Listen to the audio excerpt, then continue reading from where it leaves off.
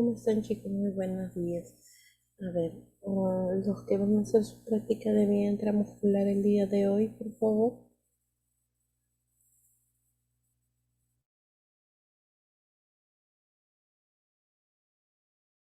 Profesora, buenos días. ¿Cómo dijo?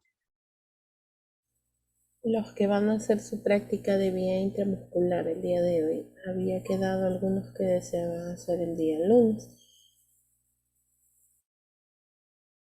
Ok, profesora, disculpe. No, no te preocupes. Voy a ver quién va a hacer su práctica. Si no, ya saben que los que no entregan tienen que hacer su video, ¿ya?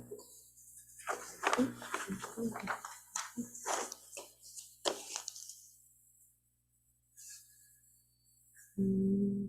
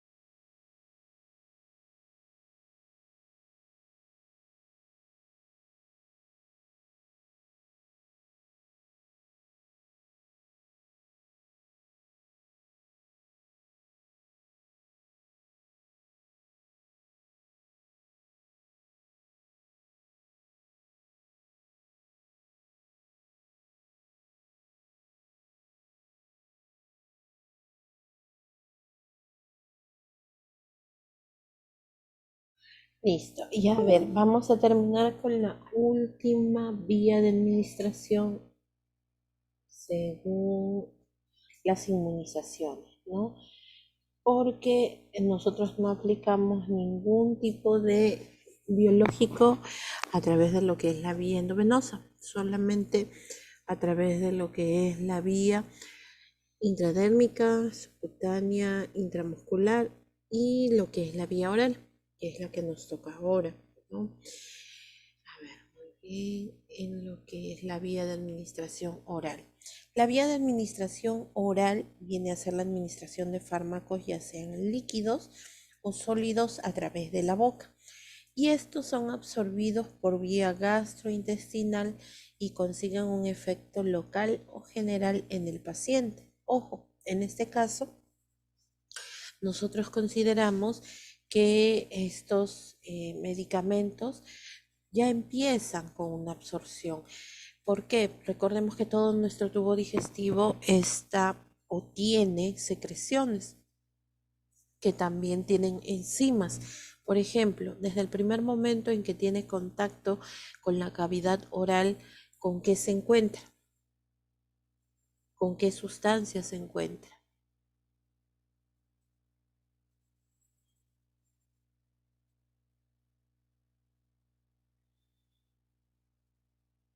En la cavidad oral, ¿con qué sustancias se encuentran? Los medicamentos o, en este caso, pues las vacunas.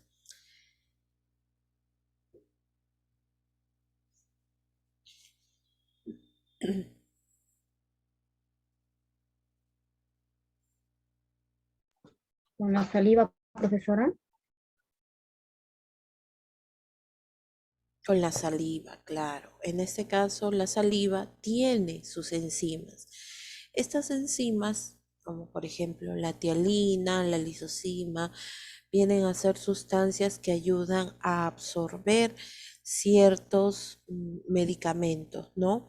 Desde el primer momento en que tienen contacto con esta parte del, eh, con esta parte del cuerpo, del tubo digestivo específicamente. Después pasa a lo que es el esófago, el estómago y llega finalmente a lo que es el intestino delgado, donde se termina de absorber, ¿no?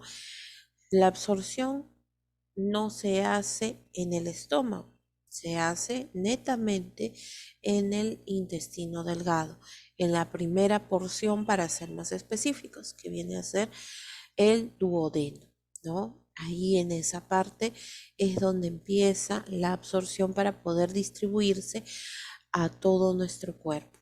Y en este caso conseguir efectos locales o generales en el paciente. Y para nosotros que estamos viendo lo que viene a ser las vacunas, va a generar un efecto genérico en el paciente, porque va a ayudar a formar las defensas que necesita nuestro cuerpo para poder combatir estas enfermedades de las cuales nos protegemos, ¿no? Listo.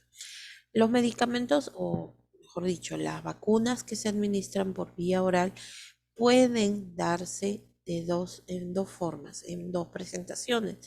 Puede darse a través de gotas o puede darse también a través de jeringas precargadas. Ya viene a ser una cantidad más grande, ¿no? De lo que se necesita de la vacuna, del biológico. Nosotros vamos a administrar 1 mililitro. Ya está. ¿Cuáles son los objetivos de la vía oral? O sea, ¿qué es lo que se busca cuando nosotros administramos por vía oral? Si es una de las vías que se absorbe un poco más lento, no es como en el caso de la vía intradérmica, subcutánea e inclusive en la intramuscular, que es mucho más acelerado el proceso de absorción, mientras que en la vía oral, pues demora un tiempo aproximado entre 30 minutos hasta 1 hora, dependiendo del metabolismo de la persona, ¿no? Recién ahí va a hacer efecto, pero como les digo, es necesario que estos medicamentos, estas vacunas, sean administradas por vía oral, porque atacan principalmente o ingresan especialmente a través de la vía digestiva, como por ejemplo en el caso de la polio, de la poliomielitis. En ese caso, si bien es cierto, ya tiene dos vacunas intramusculares previas que son en el muslo, pero siempre queda lo que es la vacuna antipolio, que es por vía oral, ¿no? Entonces, previamente ya se debe haber formado una capa de refuerzo en lo que es el tubo digestivo para evitar que el microorganismo que ingresa disminuido, que ingresa pues atenuado, no afecte como si estuviera ingresando normalmente, ¿no? También se administran medicamentos que no se pueden administrar por otras vías, como por ejemplo en el caso de lo que es la vía endovenosa, ¿no? Vacunas, acuérdense, nunca se administran por vía endovenosa. Muy bien. Las indicaciones, fines de tratamiento en los cuales los medicamentos son absorbidos por la mucosa oral, estómago e intestino. El tratamiento de acción es mucho más lento, eso sí, tiene que pasar por lo que es el metabolismo hepático y en pacientes que puedan deglutirlo, ¿no? O sea, mayormente como es en niños, que lo pasen. Eso es lo importante, que no tengan ninguna enfermedad en la vía digestiva, o sea, en la vía digestiva alta, ¿no? Como viene a ser la faringe, pueda pasarlos normalmente, que no hayan tenido diarreas tampoco, o que no estén en proceso infeccioso gastrointestinal. Entonces, eso es importante, ¿ya?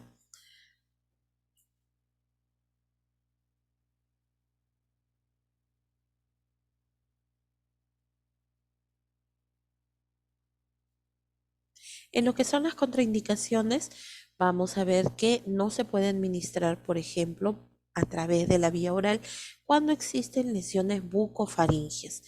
Un ejemplo de lesión bucofaringea, que haya alguna lesión en la cavidad bucal y en la faringe, ¿cuál vendría a ser, por ejemplo, para que evitáramos administrar una vacuna por vía oral? ¿Qué lesión tendría que haber? Tienen infección en a las amígdalas, profesora.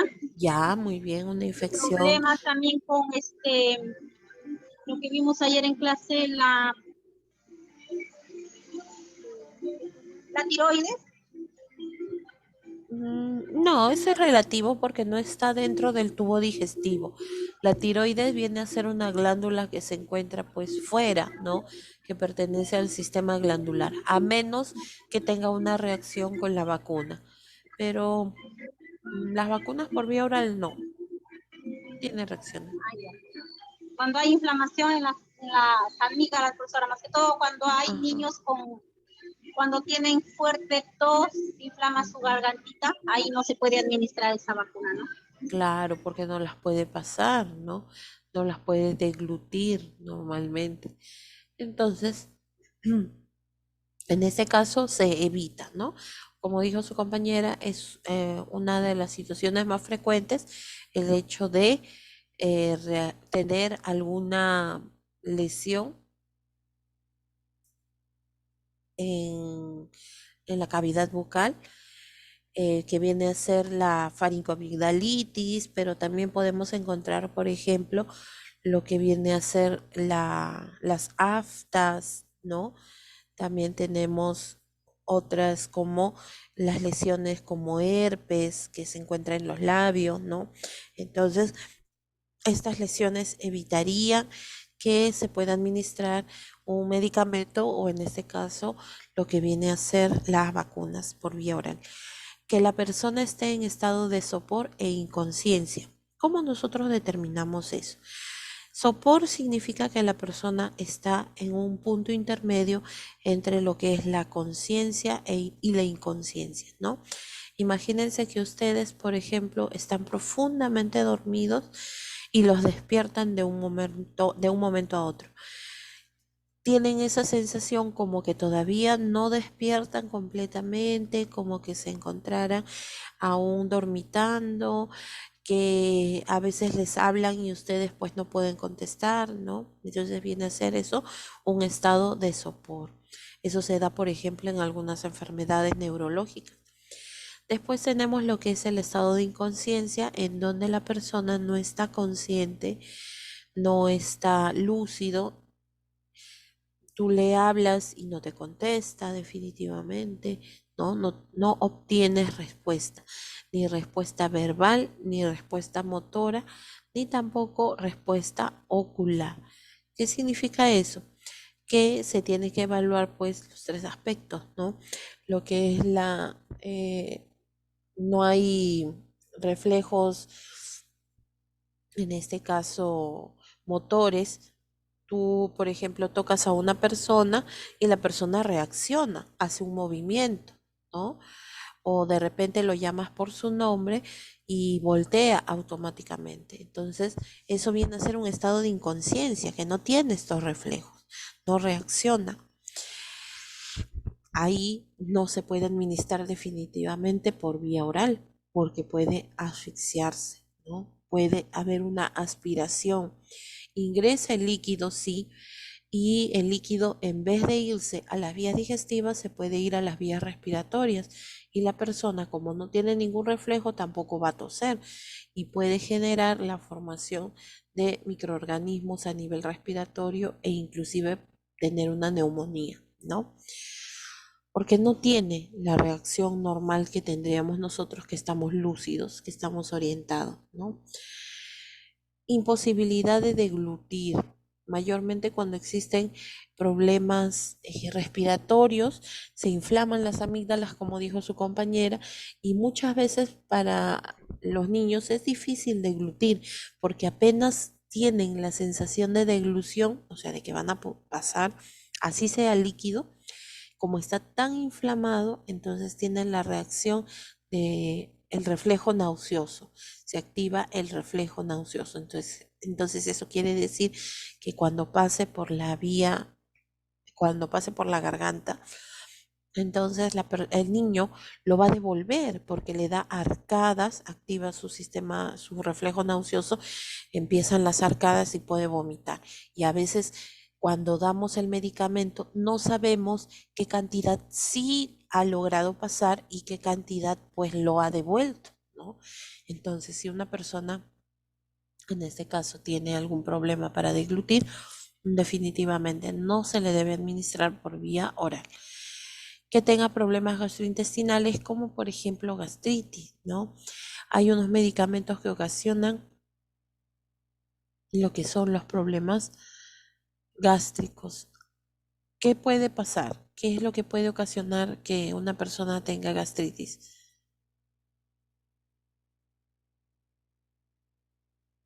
¿Por qué una persona llega hasta el Profesora, punto de tengo una tener gastritis?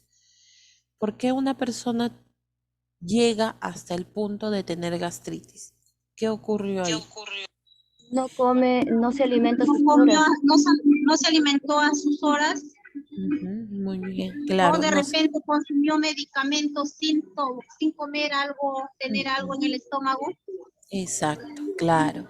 Entonces, en este caso, la gastritis se da a consecuencia de, puede ser, por ejemplo, como dijeron sus compañeras, que no se alimenta a sus horas. O sea, sí come, sí llega a comer, pero hace un desorden o un desequilibrio al momento de ingerir los alimentos. De repente, hay días que desayuna temprano, hay días que desayuna después, igual por consiguiente el almuerzo, la cena. Hay personas que no consumen alimentos, a veces se les pasa la hora o no tienen tiempo, no desayunan, no cenan, no almuerzan, entonces tienen pues mucho tiempo en ayunas por prolongados tiempos. Y eso puede generar pues que la mucosa gástrica se inflame y por lo tanto pueda provocar lo que es una gastritis. También la administración de medicamentos que sean por vía parenteral, perdón, enteral, ¿no? Por ejemplo, tenemos los AINES. Los AINES vienen a ser los antiinflamatorios no esteroideos y dentro de los cuales nosotros tenemos el naproxeno, el ibuprofeno, el metamizol, el piroxicam, meloxicam, ¿no? Son medicamentos que nosotros tenemos que tomar con el estómago lleno y con abundante agua para evitar tener más adelante una consecuencia que viene a ser la gastritis, ¿no?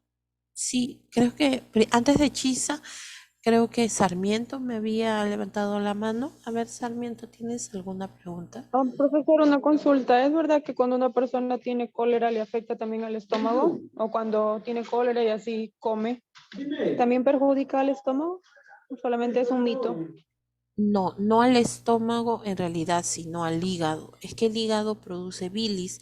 Al producir mucha cantidad de bilis, se almacena en lo que es la vesícula y eso altera la digestión. No al estómago específicamente, ¿no? Ya, profesora, gracias.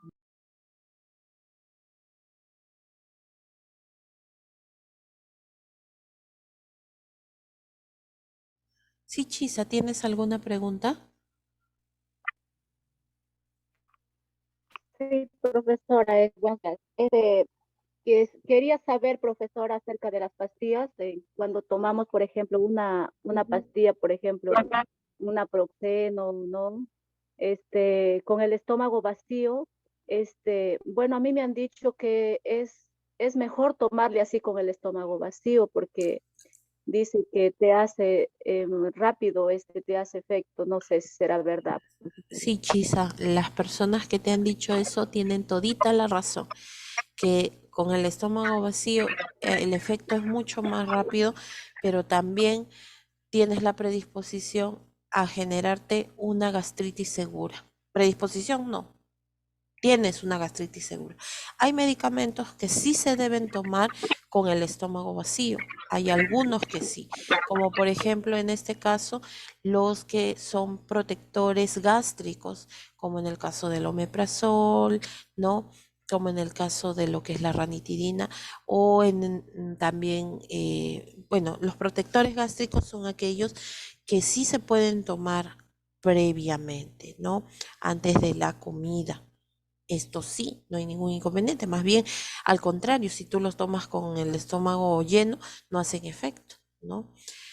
Pero no va a ocasionar reacciones adversas, ¿no?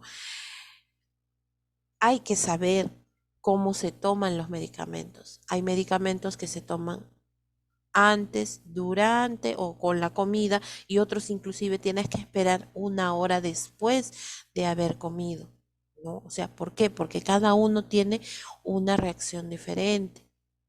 Como por ejemplo, nosotros hemos visto lo que son las vacunas. Las vacunas en este caso tienen que ser administradas después de haberle dado de lactar, antes de haberle dado de lactar o inmediatamente le dan de lactar. ¿Cómo es?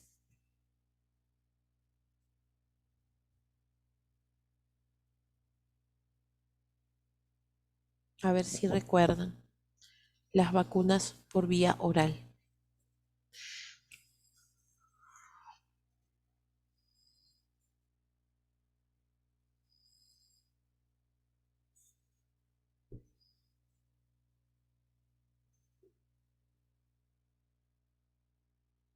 ¿Cómo es la administración de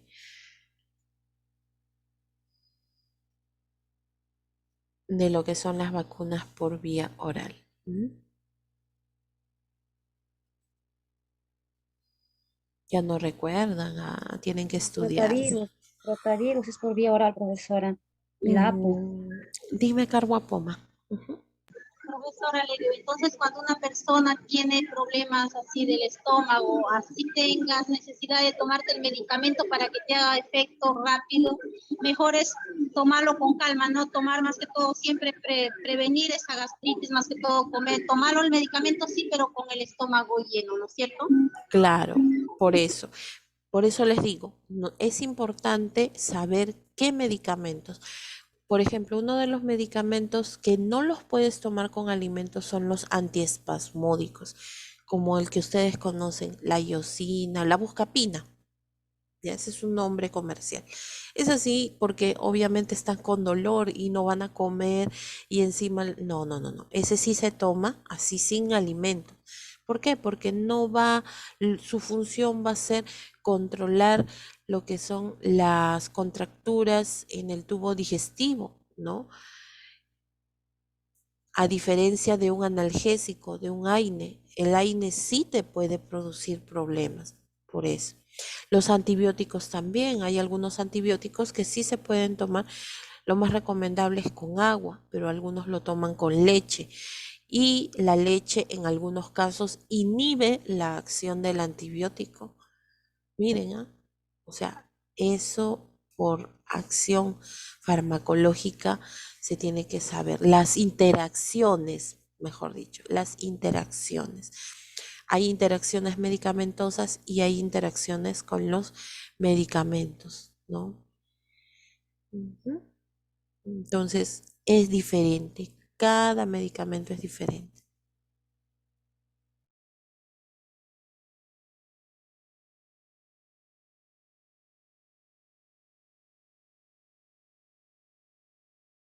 Listo. Entonces, por ejemplo, en este caso, si una persona tiene problemas de gastritis, tiene que saber qué tipo de medicamento está tomando, ¿no? Todos los AINES, como les dije, son perjudiciales para la gastritis y generan gastritis, aunque hay algunas gastritis que son infecciosas, producidas por la bacteria Helicobacter pylori, ¿no? Esa es otra diferente. ¿Por qué? Porque ha sido adquirida por medio de los alimentos, alimentos contaminados, ¿no?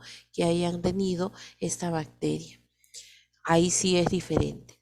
Y ese es otro factor. otra causa, ¿no? Pero igual, la gastritis viene a ser la inflamación de la cubierta del estómago, de la mucosa del estómago. Entonces, si nosotros ingerimos los medicamentos, más vamos a agravar la situación, que inclusive puede convertirse en una úlcera. La úlcera ya no es una simple inflamación, o sea, enrojecimiento, engrosamiento de la mucosa gástrica, no. Aquí ya vienen a ser heridas, vienen a ser llagas, ¿no? Úlceras propiamente dichas. Estas se pueden producir a nivel del estómago o a nivel del intestino. Y sinceramente, si ya se tienen las úlceras, o sea, ya no hay vuelta atrás, sinceramente se preferiría tener la úlcera intestinal porque es la que tiene mayor recuperación. En cambio, las úlceras gástricas son una mala señal. Listo. Después también, ¿en qué caso se contraindica lo que es la administración de medicamentos por vía oral? La enterocolitis, o sea, el hecho de que la persona o el niño en este caso tenga problemas gastrointestinales, o sea, que tenga diarrea, que tenga náuseas, que tenga vómitos, ¿no? Definitivamente no, porque al momento de administrar, ya sea medicamentos o biológicos, ¿qué es lo que va a suceder? Va a pasar tan rápido por la vía digestiva que no le va a dar tiempo a absorberse y a hacer efecto. Recordemos que cuando nosotros tenemos una infección, ¿cuáles son los principales síntomas que tiene la persona cuando ustedes tienen una infección estomacal? Fiebre. Ya, no, pero en el mismo tubo digestivo.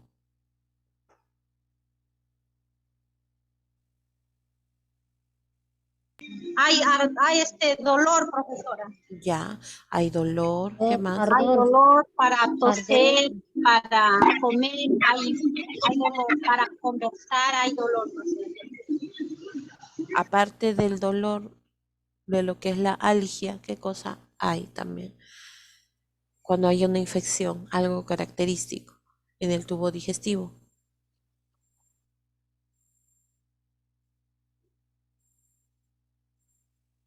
¿Te duele la cabeza, profesora? ¿Hay No, malestar? en el tubo digestivo, o sea, en el mismo sistema digestivo, ¿qué Gastralgia. manifestaciones tiene? Dolor y a veces te escupes con rasgo de sangre. No. ¿Qué tipo de infección han tenido ustedes entonces? Dios mío, tan severa su infección que nunca les ha dado diarrea cuando han tenido una infección. Entonces, pues, es una diarrea. Hay deposiciones líquidas, puede haber náuseas, puede haber vómitos. Entonces, imagínense si una persona tiene una infección gastrointestinal, entonces, ¿qué es lo que va a pasar? Si toma algún medicamento o algún biológico, no le va a dar tiempo a absorberse. Por lo tanto, pues, o bien lo devuelve por los vómitos o bien se pasa rápidamente por los desechos, ¿no? Las sustancias de desecho. Por eso no es conveniente cuando la persona tiene diarreas, evacuaciones líquidas, ¿no? Esas son las contraindicaciones. ¿Cuáles son las ventajas? Una de las ventajas es que es un poco más cómodo, ¿no? ¿Qué significa con comodidad? Es más fácil de administrarlo e inclusive el niño no va a sentir dolor, ¿no? Entonces es más fácil de administrarlo, solamente hay que tener paciencia para que pueda pasarlo, para que pueda deglutirlo. Es más económica porque el costo es menor que en otras presentaciones. Por ejemplo, vamos hablando específicamente de los medicamentos. Es más económica una tableta, por ejemplo, ¿cuánto les cuesta un paracetamol, un blister de paracetamol? A ver, $1.50, $2. más o menos, ¿no es cierto? Un aproximado. Pero si ustedes quisieran comprar, por ejemplo, un Panadol, o perdón, sí, un Panadol en jarabe, dependiendo de la marca, cuesta 18, 20 18 soles. soles. Ya, sabemos que el paracetamol es para la fiebre, ¿no? Es un antipirético y es un analgésico. Listo. Entonces, pero si yo quisiera, por ejemplo, colocarme un inyectable para que me pase el dolor más rápido y compro un diclofenaco, ¿cuánto me va a costar un diclofenaco? Solamente una ampolla. 30 soles, profesora. No, uno genérico Menos de nomás. 5 soles, Miss. Eso está Ya. menos de 5 soles. 18, 20, 25, mis. No, mucho, mucho, mucho. Sí, Un, yo compraba menos de un 5, un genérico. genérico, claro, genérico. Entonces, imagínense, vamos a comparar, ¿no? Un blister de paracetamol que está a un sol 50 y vienen 10 tabletas a una sola ampolla de diclofenaco que pongámosle que esté 3 soles, ¿no? Entonces, una sola vez para poder aplicarse una sola vez. Por eso es que se dice que es más económico la vía oral. Claro que en algunos casos pues no es tan efectivo, no es efectivo como la ampolla, ¿no? Pero vamos desde el punto de vista de comparación de lo económico. La seguridad no altera alguna parte del cuerpo, porque al poner algún inyectable de todas maneras vamos a ingresar con una aguja, vamos a ocasionar, aunque sea algo pequeñito, pero vamos a ocasionar una pequeña lesión en el tejido que estamos ingresando, ¿no? De todas maneras. ¿Es un tratamiento no traumático? Sí, porque mientras que el niño tú le pones una vacuna en el muslo o le colocas una vacuna en el hombro, lloran, se desesperan, algunos, no todos, pero para ellos, y esto lo deben haber escuchado, ¿no?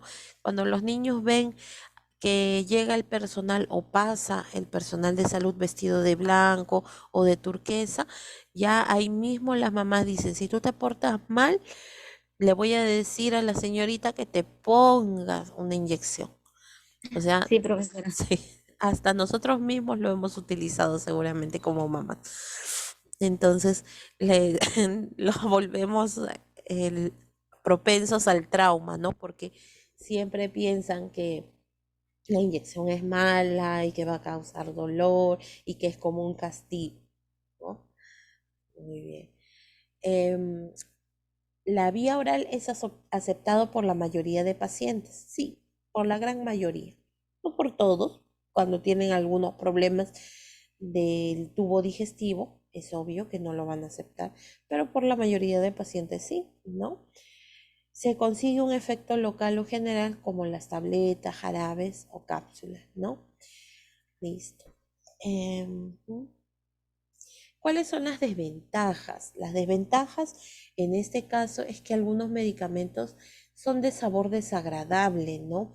No son, ahora inclusive los medicamentos comerciales les han agregado edulcorantes, les han agregado saborizantes para poder cambiarle un poco lo que es el sabor, ¿no?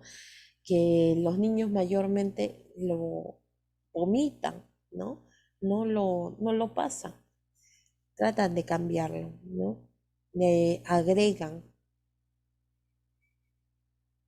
listo, pero una de las desventajas viene a ser eso en la vía oral, el sabor, porque no todos tienen la posibilidad de comprar medicamentos que sean comerciales, ¿no? Puede irritar la mucosa gástrica, sí, como les mencioné hace un momento, dependiendo en qué momento o en qué circunstancias se va a tomar el medicamento, ¿ya? Eso hay que tenerlo en cuenta. Y por supuesto que cuando tomas un medicamento por vía oral, debes consumir bastante agua, ¿ya? Algunos medicamentos afectan los dientes, como el jarabe con hierro, que altera el color de los dientes, así como ustedes pueden apreciar en la imagen. Se ve de un color amarillento, ¿no? Y esto viene a Amarillo. ser, viene a ser por el mismo hierro, ¿no? Es un ejemplo, pero a veces puede suceder así. Inclusive algunas personas pueden asustarse porque cuando consumen estos suplementos, las evacuaciones que tienen cambian de color también, Por ejemplo, en el caso de las heces, las heces se componen de un color negruzco. Y el color negruzco es obviamente por la vitamina, ¿no? Porque el exceso se elimina a través de las deposiciones. Y eso no lo podemos evitar, pero algunas personas se asustan porque, ojo, las deposiciones negruzcas en otras circunstancias tienen otro significado, así que hay que tener cuidado, ¿ya?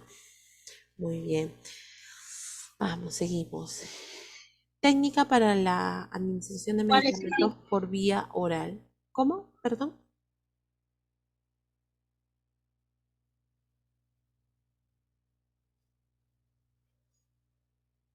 A ver, muy bien. En este caso, los medicamentos también están incluidas las vacunas, ¿no? Porque están dentro de lo que es el rubro de la, también de la farmacéutica, ¿no? Lavado de manos, definitivamente, antes de administrar siempre tenemos que lavarnos las manos y si ya nosotros nos hemos lavado las manos, podemos utilizar el alcohol en gel. Identificamos al paciente por su nombre, esto es muy importante saber, ¿no? Por ejemplo, en el caso de los niños llegan con su carnet para poder saber qué vacuna es la que le toca, colocarlos en una posición cómoda, ya sea sentados o semisentados, y siempre acompañados de su madre, porque o con la persona con la que han ido, porque eso les va a dar mayor seguridad. Explicar el procedimiento que se va a realizar. El niño, aunque parezca mentira, claro, no nos va a entender si es que nosotros se lo decimos, mira, la vacuna oral, la vacuna contra la polio te va a hacer esto, es para beneficiarte. A ellos no les vamos a explicar, ¿no? Sino a los padres de familia, a los apoderados. ¿Para qué? Para que tengan conocimiento y así también colaboren.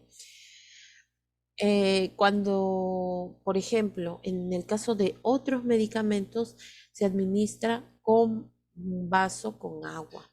Ya saben, tiene que ser con abundante agua.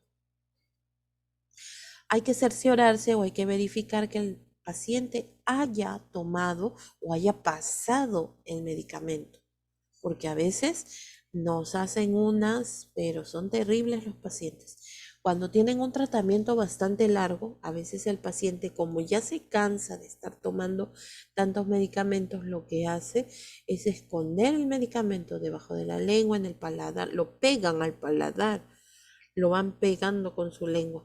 Y después cuando salen del establecimiento de salud, encontramos los medicamentos botados, ¿no? Porque los escupen. Entonces siempre es bueno verificar. ¿Cómo podemos hacerlo verificar? Pidiéndole que abra la boca, pero no podemos hurgar en cada parte de su cavidad oral, sino que les vamos a dar conversación y ustedes van a notar la diferencia, ¿no? Por eso les digo, en este caso, en otros medicamentos, notan la diferencia cuando conversa con cuando tiene algo en la boca a cómo conversa normalmente. Y en el caso de los niños también tenemos que verificar que el niño, el bebé, degluta la vacuna, porque a veces nosotros estamos confiados y lo escupen también, ¿no? Dejar todo el equipo limpio y ordenado, lavarse las manos y registrar la administración. Muy bien. Vamos a ver aquí. Hay que explicarle a la madre el tipo de vacuna que se le va a administrar al niño. Eso es importante, ¿no? En el caso de los niños menores de 1 año, la posición recomendada es en los brazos de la mamá, ¿ya? Para poder fijarlo, para evitar que se mueva. Por ejemplo, tenemos la vacuna contra la polio oral, ¿no?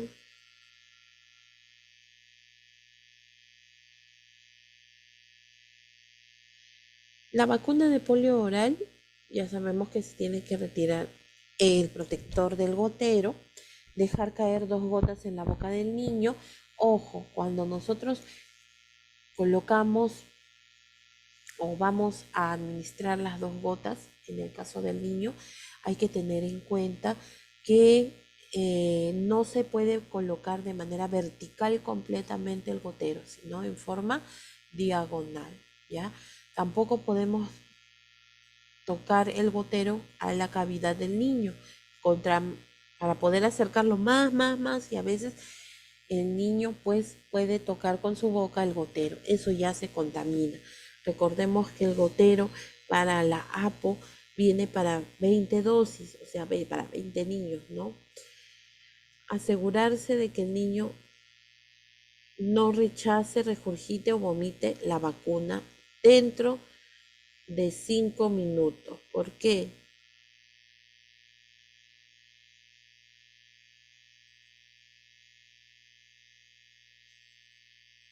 Discúlpeme, ¿cómo dijo?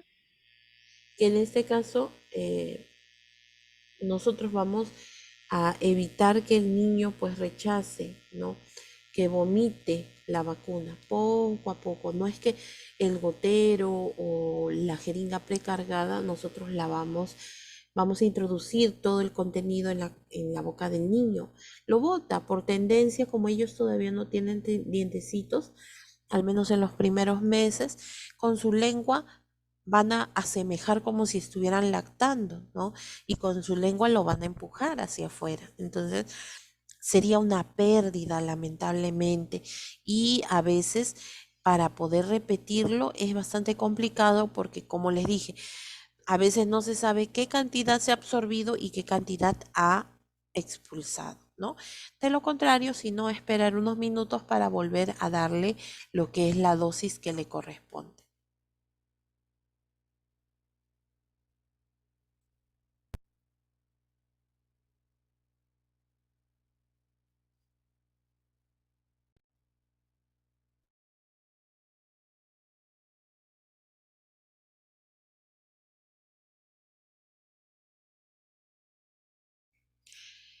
Ya, igualito para la vacuna rotavirus. En el caso de la vacuna rotavirus hay que colocar al niño en los brazos de su madre en posición de sentado con la cabeza inclinada hacia atrás, ligeramente. Tampoco puede ir con la cabeza muy atrás, ¿no?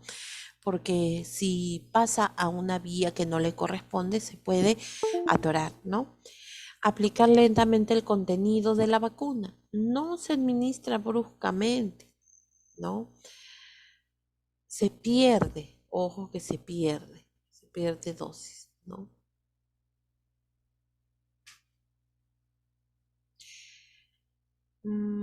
Si el niño escupe o regurgita o vomita la vacuna, no se debe administrar otra dosis, no, definitivamente no, con la que ya quedó suficiente. ¿Por qué? Porque gracias a Dios que esta vacuna apenas tiene contacto con la mucosa oral, ya empieza su proceso de absorción, ¿ya? Eso es lo bueno. Pero de todas maneras debería llegar toda la vacuna al estómago, ¿m? Para que se pueda procesar.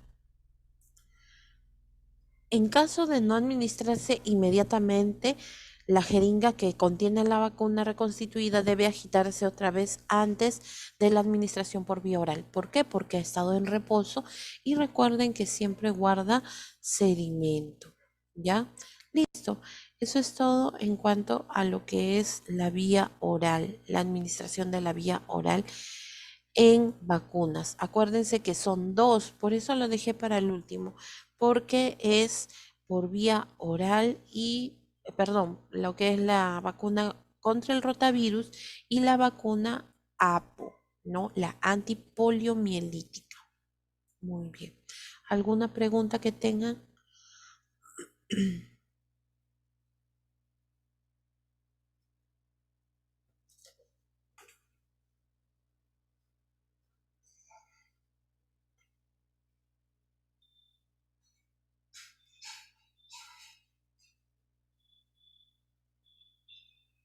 Listo. A ver, voy a tomar asistencia, ¿ya?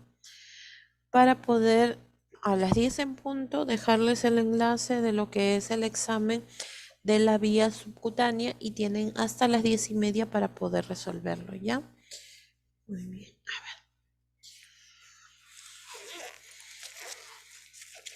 A ver, para la próxima semana les voy a pedir, antes de que me olvide, a ver, ¿qué nos toca? ¿Qué tema nos toca?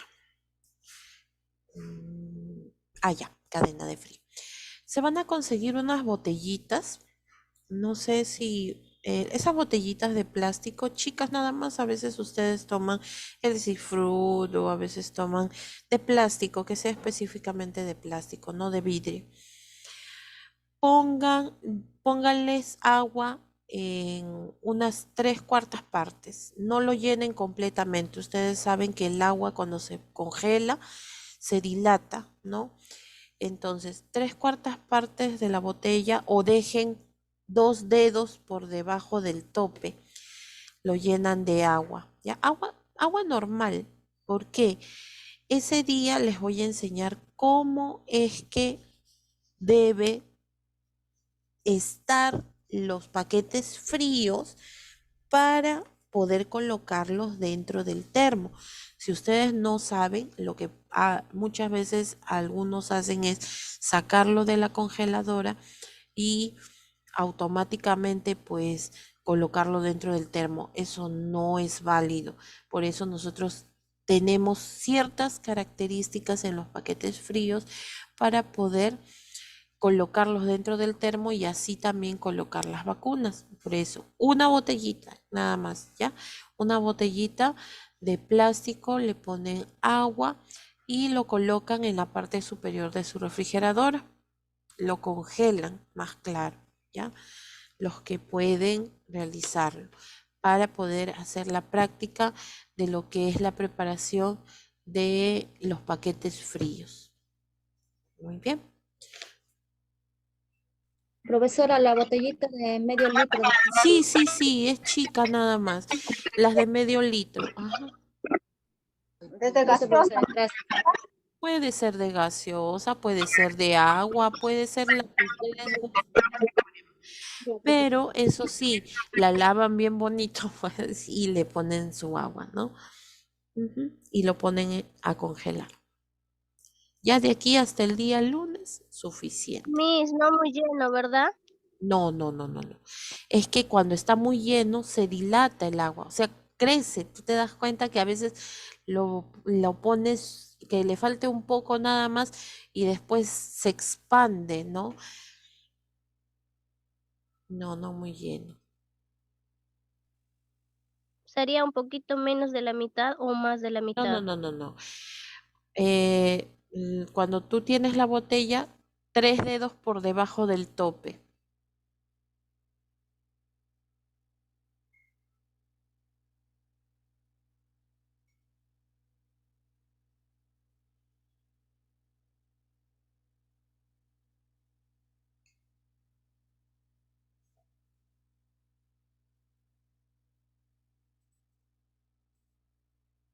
Ya, ¿alguna pregunta más? No, profesora. Ya, ok. Entonces, em, a las 10 en punto, ahorita son las 9 y Discúlpeme, ¿cuántas cincuenta y botellas cinco. serán? Una nomás, una nomás. A las 10 en punto va a estar el enlace en el grupo de WhatsApp y de ahí también saco la asistencia, ¿ya? Ahí en el grupo, en el mismo grupo va a estar, no se preocupe. Listo, chicos. Entonces ya nos encontramos el día de mañana, jueves, sí, mañana jueves. El día de mañana para poder avanzar. Ojo, recuerden, no, les hago recordar que el día de mañana es 1 de diciembre. Miren, ya estamos avanzando tan rápido. Mañana 1 y el viernes 2 viene a ser la presentación, la primera presentación de sus rotafolios. O sea, viene a ser una presentación en borrador para hacer las correcciones. Eso es válido como la presentación de su trabajo de rotafolio. Ya no lo suben al Classroom, ¿no es cierto? Esa actividad ya no va a estar en el Classroom, pero sí se tiene que presentar en clase del tema que ustedes habían escogido, que han estado trabajando durante las anteriores semanas, ¿ya? Entonces se hacen las correcciones y ya se da el pase para que ya ustedes expongan el día que les corresponde, ¿ya? Muy bien. Listo, chicos. Entonces, el día de mañana nos encontramos. Por favor, tengan listos los borradores de sus rotafolios. Si van a hacer de manera digital, pueden hacer los esquemas de sus diapositivas. Si lo van a hacer en físico, o sea, van a utilizar cartulina, como me dijeron, creo la semana pasada, una de sus compañeras que lo puede hacer en borrador en papel, lo muestra cómo lo va a hacer o el contenido que va a utilizar y ya dándole las correcciones recién lo va a pasar a limpio, ¿no? Sí, lo pueden hacer así también. Ujú. Miss, ¿tiene que ser todo el rotafolio ya o solamente el avance más o menos hasta la mitad? Es que ya se supone que ustedes deben de haber investigado ya todo, porque si no, ¿cómo han hecho su tríptico? Para el tríptico ustedes ya deben tener todo su contenido completo, ¿no? Profesora, entonces el rotafolio es la información, es la misma información de nuestro tríptico, ¿verdad? De su tríptico, solamente Mm, que le agregan algunas cosas más. claro, claro. Ujú. Ya, profesora, gracias. Es Ya, lo entonces, Miss tiene que ser todo, ¿verdad? Sí, sí, hija. Ujú. Ya, profesora, gracias. Ok. Listo, chicos. Entonces nos encontramos el día de mañana, ¿ya? Acuérdense que la asistencia va a ser junto con el examen del día de hoy, que es de vía subcutánea. Que tengan bonito día. Gracias, profesora. Igual manera para usted. Profesora.